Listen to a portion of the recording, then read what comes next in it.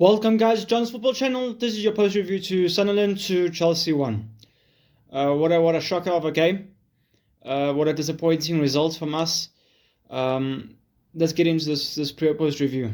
Starting off, I would like to say congratulations to Spurs. They were actually able to get the win. They didn't rely on West Ham losing or anything like that, like us, where we have to rely on other teams to do things for them. Spurs actually took the job. They actually knew. At least they were able to, at the end of the season, able to leave the season on a high and actually get the win and actually know they survived. And now they're able to know, probably, hopefully, for their point of view, able now to repair their team and actually put some money and some funds. I think the owners would do so. I mean, them losing their sponsor deals and the opportunity to be in the Premier League will be a big blow for them. And I think hence why it's a big wake-up call for Spurs. So let's see what they do in the new season. Let's see what players they actually are able to bring in and change this team around. Now with us, obviously now we go and lose 2-1. I don't know, starting off with the lineup. If we take a look at their lineups, let's start with Sunderland. Sunderland win with Royce as the goalkeeper, Gudrid as the right back, Mukele and O'Neill as the centre backs, Riondon as the left back, Xhaka and Skilly as the CDMs, Home and Lefay as the midfield, and Ogolo on the left wing, and then Broadley as a striker. They obviously went with the same team that we mentioned, more or less the same team that we mentioned in the preview, or 4-2-3-1. And then if we take a look at ours, for some reason, I don't know what was going through McFarlane's head. We clearly know. As soon as we all saw the lineup, we clearly saw the formation and the way we were playing, especially with Gusto, Fofana, Liva Cowell, and Hato and Cucurella as the defense, basically playing a back three with Hato, Liva Cowell, and Fofana, and then as wing backs, Cucurella as Gusto, and then in the middle of them, Enzo and Caicedo, and then Palmer and Neto as the midfield ahead of them, and then Jaf Weber ahead of them as well. So starting off with the lineup, we clearly see that there's a weak links. We know that although Cucurella does like to palm forward, I don't know. Cucurella can understand. I mean, we to an extent we could trust him. He knows how to bomb up and come back. With Gusto, on the other hand, we know that he battles in this position. We know that he's not the best. He's not the most tidiest in this position, and hence why sometimes he needs cover. And also looking at this formation, obviously, with us playing a back three, we leave one less midfielder in the midfield to actually help us protect as well as go with attacking force to actually hurt Sunderland. Now that we play an extra defender, so I don't know where was the logic in playing this formation. Obviously, like we have discussed in previous videos, obviously playing with the back three, it's a type of formation and types of strategy where we know that we're going to be defending 90% of the game. Then you can play that kind of formation, because then you know we can catch them on the counter attack, and now you have the wing backs to actually expand the team and make the team a lot larger than it actually is. But now when you're the team actually attacking as well, you end up being on knowing you have to play the correct balance, because at times where you're pressing and you lose that press, you leave 3 defenders against probably another 3 attackers. So I don't know why would we go and play so risky of a formation. Why don't we just keep it simple and play it like we normally are? Play Gusto as a right back, play Cucurella as a left back. Maybe take out Hato, play Liva Cowell, play Fofana, and keep the backline as simple as that. And then we play with Enzo, Caicedo, and Palmer as the players. Or what we could have done, we could have played with Santos as well in the midfield, play Cucurella as a left wing, and then let Palmer be a 10, and then let Neto play on the right, and then João Pedro up front. But no, we want to make it complicated for ourselves. We look like, as soon as we get into this game, we really look like we were going to want to lose this game.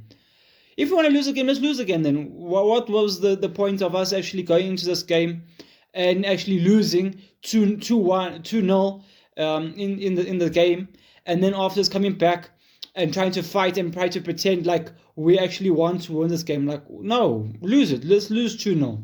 Leave it. Don't come and pretend, and now all of a sudden, when we're losing 2-0, let's start on making substitutions and actually looking at like we're actually going to do something. When in reality, we are not doing anything at all. So for me personally, I don't see the logic in terms of not playing any competition next year.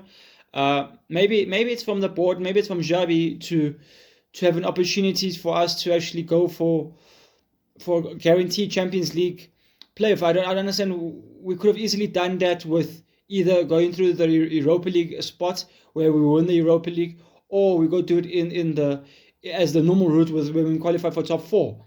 That will give us 2 routes to get to the Champions League next season. But now we can only go through one route, and we have to get top 4 in order to get Champions League football next season. Do you guys think that there's a very, very small probability and a very small chance? But do you think there's a chance where now that we don't have any other European opportunities and obligations to actually play, do you think it's more likely for us to actually have a very, I know it's weird to say, it just depends on as well as the players we might need to bring into this team, but do you think there's a chance that we might actually supposedly go for the title? Do you think there's a small chance, seeing that our team's not the worst team in the world, and I think with us having a decent manager now, I like to think we probably could do something like Man United, but a little bit better. I think we have a bit more better defense, a bit more better midfield than Man United. So I would like to think that we have an opportunity here to supposedly have a small say in terms of getting for the Premier League from the get-go. Could that be a possibility? Let me know what you guys think. But I think maybe that's where what Xabi wants us to do for next season. Maybe that's the route that he wants to do.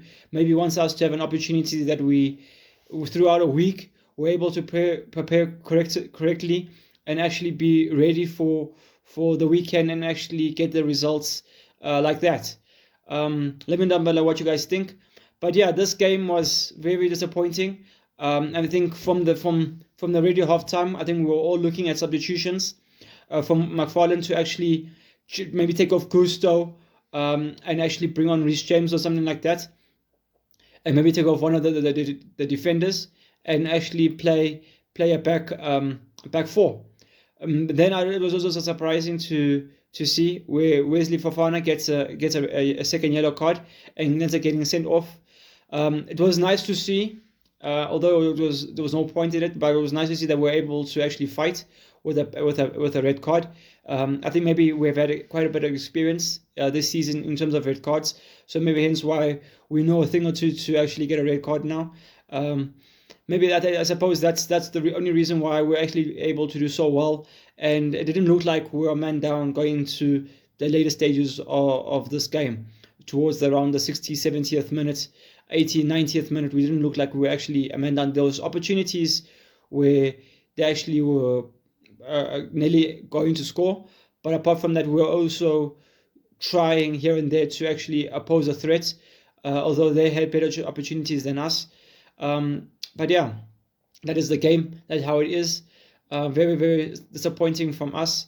I don't know what else we could possibly say. I mean, if we look at the stats also are very, very well in favor of Sunderland for this game.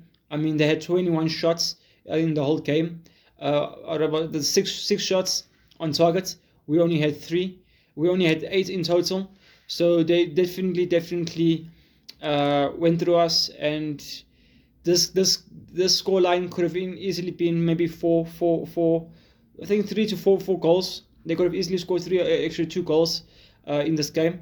I suppose we were lucky that that wasn't the case, and we're also lucky with Cole Palmer's goal that was able to shoot outside the box and catch the goalkeeper off guard. But apart from that, not much we can actually say. Now the only thing we can do now is actually look forward into the new season and actually build from there. Let's actually have an opportunity to analyze and see who we bring in terms of the window. Now we can only discuss. Let me know down below who would you like to see us come to get for next season. Obviously, now that the last game has been played, who do you actually see that we guarantee need to actually get? I suppose it will be another question of maybe we have to first see who is selling. Is João Pedro guaranteed to leave?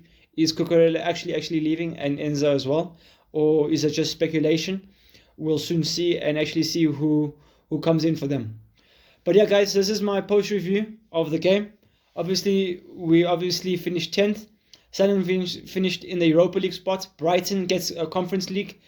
If I look at Brighton now, they should guarantee to win the Conference League. I think a very, very good thing. I think they should be able to win quite easily.